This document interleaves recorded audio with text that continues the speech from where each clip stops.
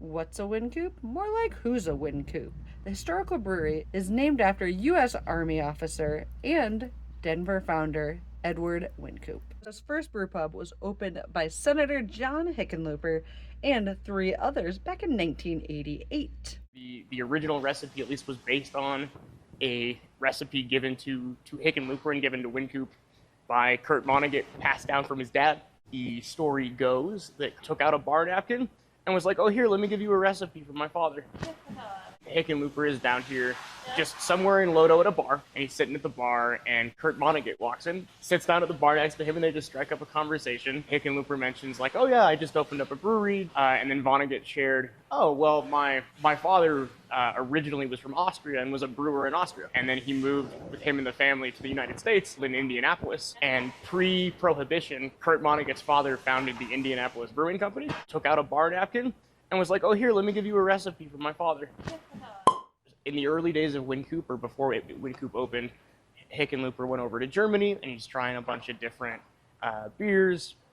He basically took like a thermos, and every single hef he drank, like the last little ounce or so that still has some yeast floating at the bottom in suspension, the last ounce or so he would pour out into the thermos. Yep. And he brought the thermos back to Denver. So there's a fella named Dr. Bob.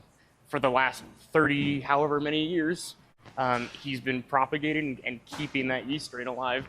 And every time we need a pitch for our hef, we just go to him and say, hey, Dr. Bob, it's time for a new pitch.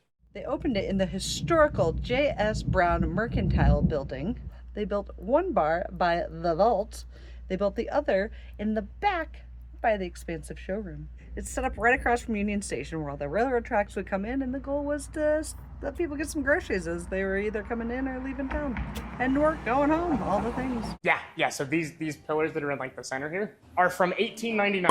Two ghosts that apparently live down here. One is a young girl, and I guess she got trapped in one of those tunnels when they bricked them up. It was a bad bring your kid to work day. And then the other ghost is an older gentleman who's like a Civil War era guy in a uniform of some kind.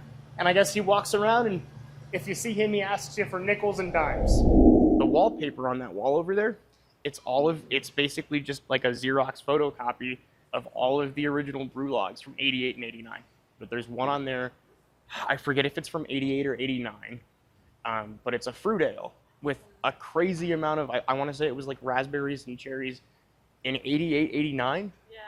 Like kind of, to me in a way that's kind of goes back to the whole coffee Vienna from right. Like very groundbreaking, not traditional styles of beer. Right. It had something to do with a fundraiser that we did for Silverback Gorillas. We donated like an obnoxious amount of money with our fundraising efforts, and we got that as a thank you.